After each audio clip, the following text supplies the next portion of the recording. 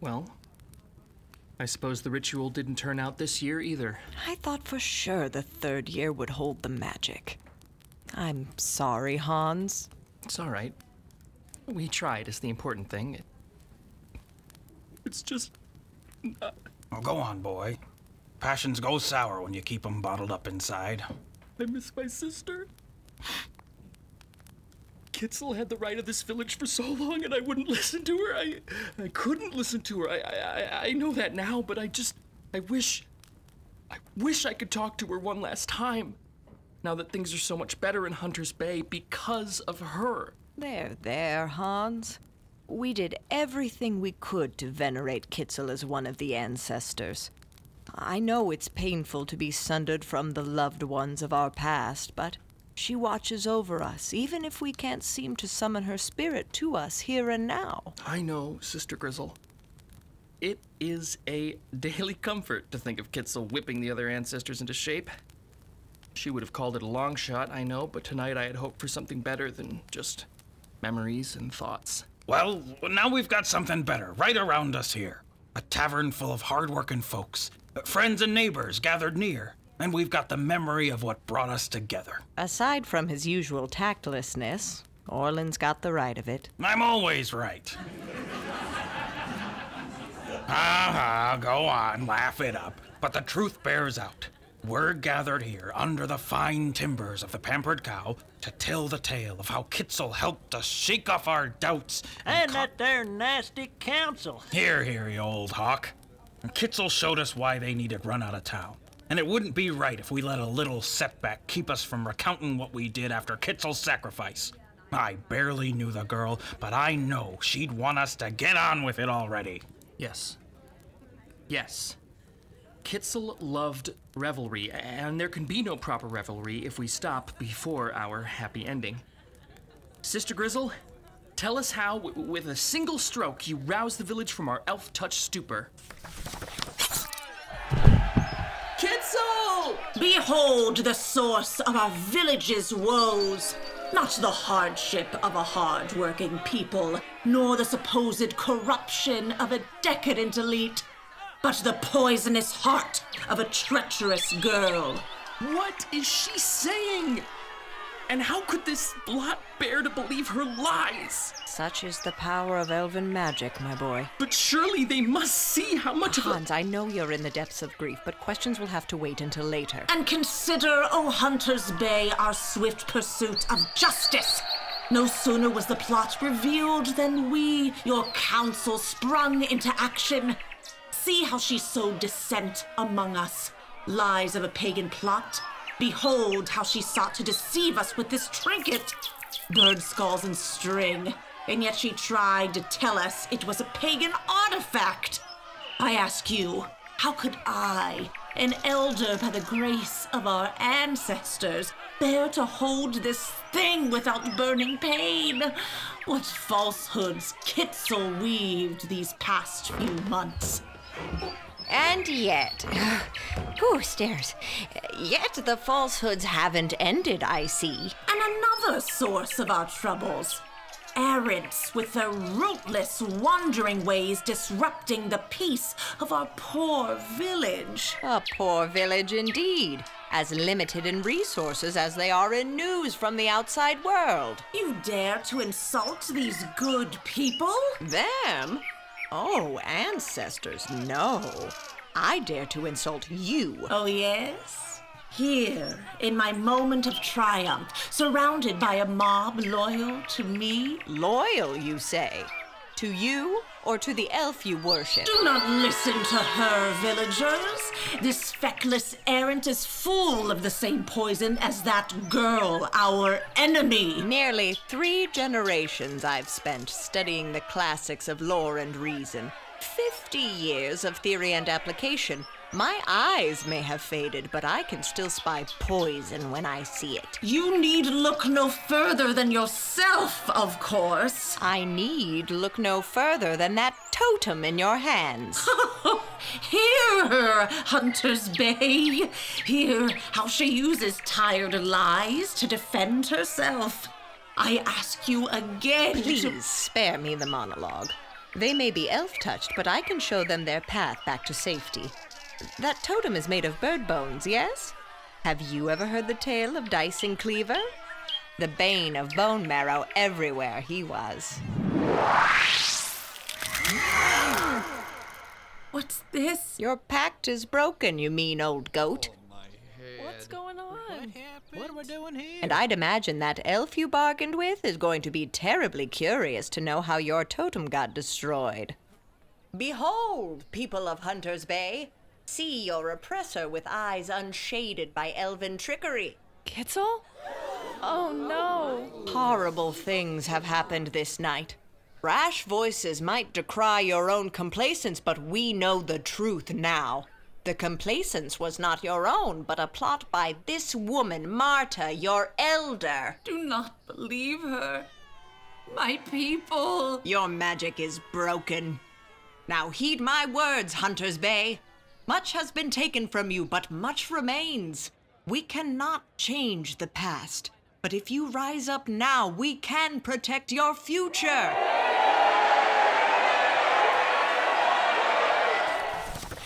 That's when the fun really began. We couldn't stand Once we it saw no clearly, more. we knew what sir. to do. It wasn't We were right. hungry for vengeance. Poor Kitzel deserved better. Stop. Let's tell this properly, one at a time. Orland, tell us how you deposed that awful guard captain. Aye. Until you melted those bones, the hunters and us were outnumbered 10-1. The whole village seemed compelled against our cause. The hunters were weary of hurting their kin, and the guards held nothing back. But when you destroyed that witch's totem, the townsfolk seemed to shake off their stupor, and the tide turned. The guards pressed the attack, and those folks who hadn't taken off running stood their ground. As the fight raged around us, I searched the battlefield until I found him. Boat thief! Prepare yourself and face me on the field of errantry. Ah, yes, the water rat. Decided to come out of hiding, eh? Full of insults and bluster. Do you have any room left for courage? Are you sad about your precious little hunter? Do you think that this pitiful uprising will change the course of this village? Mark your words carefully, villain. You stole my Gertrude, tormented my friends, and had a hand in murdering one of the purest hearts in this village.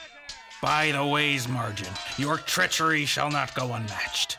Fight me, here and now, unless you're a lily-livered coward. You think you can defeat me in combat? Have you forgotten how easily I bested you on that tired hulk you call a boat? With all your lackeys to help, but now I've got allies at my shoulder to keep yours busy. And look how well they're doing. Perhaps their minds have cleared, but they're still just peasants. How could they hope to defeat me? Those ain't the allies I'm talking about, you dolt. Hawk, Rill, get these folks on their feet. Sure thing. We'll hold off the guards. Go grab pitchforks or whatever you've got. We're gonna take what's ours. Now then, in the name of the Elder King, I, Orland Bluewater, an errant famed on every river of the realm, do challenge you to answer the errant's call. Take up in defense of your passions and face me in battle. Shut up, old man. How dare you disdain the right of the errant's call? Devotion to dead ideals has made you rigid, sluggish. I don't need my men to defeat you. Just treachery. And what is there to betray? The Elder King's been missing for 10 years. All that remains is opportunity for those willing to grasp it. Opportunity? The way's margin remains too, and all the people there who suffer. Those without the will to succeed get what they deserve. And those who abandon the errant's call are outlaws. Have at you, villain. Hard to be an outlaw when you're the captain of the guard, don't you think? Hard to spout nonsense with a broken jaw, don't you think? Guard! To me! Got this fool like a fish. Uh-oh.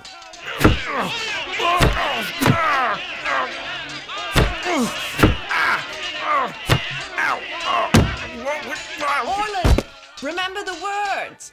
The way of the Elder King, narrow and true, a guide to law and to life. With help from our ancestors overhead, we're saved from peril and strife. Think on your ancestors and cast off all doubts.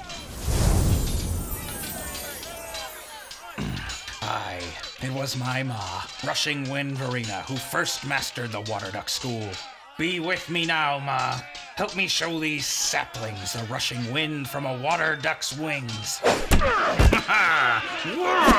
that. I thought you could get away, did you?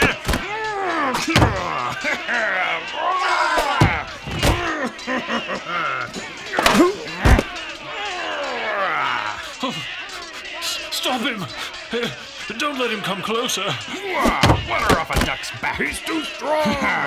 Look how your headman cowers. Waddle and dodge. Watch your steps, you simpering saps. 4 ducklings in a row. Oh no. It's just you, me, and my ancestors now, you mewling elf-stringed cad. Please, have mercy. Well, I've been thinking about naming my ore Mercy anyway.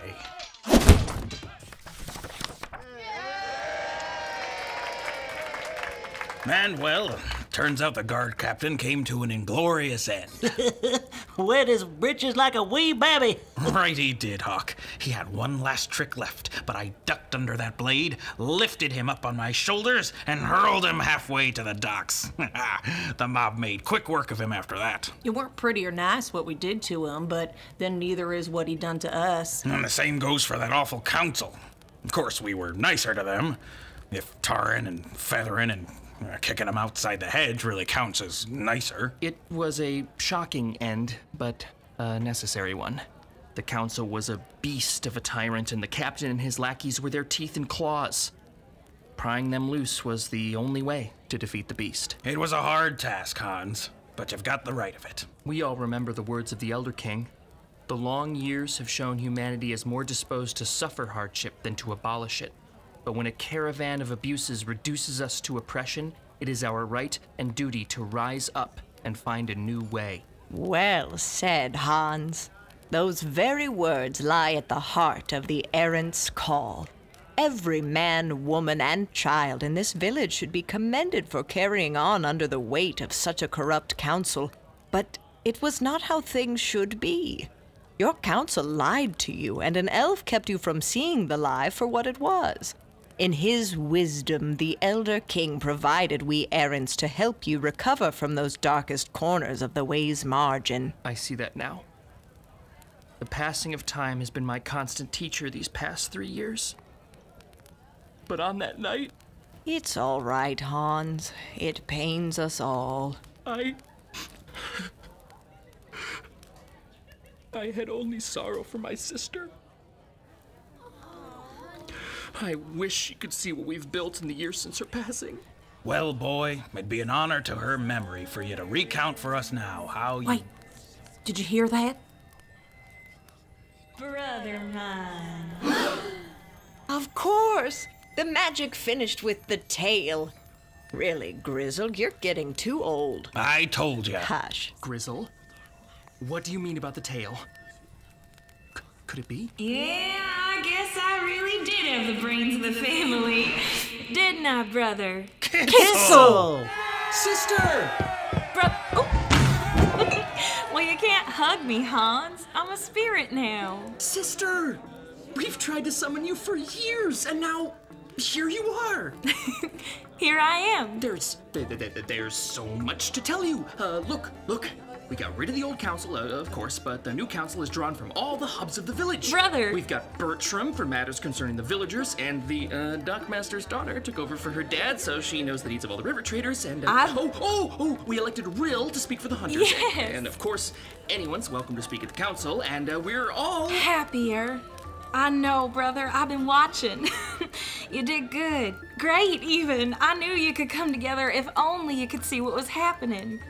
Trouble was, I didn't see it rightly myself. That's not true. You tried to tell everyone. I knew that the council was up to no good, that's true. And I even figured out there was an elf keeping everyone down. But from there, I had no inkling how to fix things. I ran around like a chicken with my head cut off, shouting myself hoarse and all. What I should have done was take that totem straight to Sister Grizzle here. But look at all the good you caused. Brother, I'm telling you, I see it. And it makes me swell with pride to see how y'all made your lives so much better.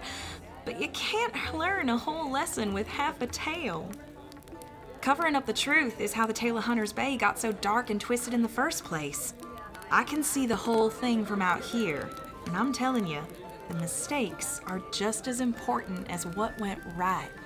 Spoken like a true ancestor. You honor us with your presence, Kitzel. Well, don't speak too soon, Sister Grizzle. Now that I'm here, I can spill the beans about all the embarrassing tales I've seen you lot stash away from everyone else. Nice try. Every tale I've ever lived has been a glory. I'm not so sure. Remember the time last spring when Gertrude got stranded 20... Every tale of glory, I tell ya.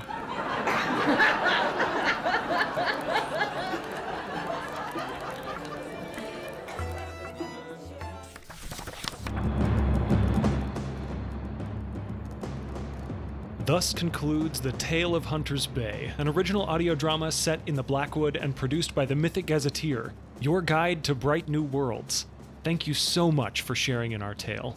Episode 6, The Tavern Tale, was written by Alex Goodman and Eli Kurtz, and features the voice talent of Kate Booth, Elyse Dawson, Alex Goodman, and Arne Parrott, with supporting voices from Shelby Garrett, Eli Kurtz, Jeff Newman, and Keely O'Sullivan Kurtz. Our theme song is composed and performed by Arne Parrott. He can be reached at atptunes.com.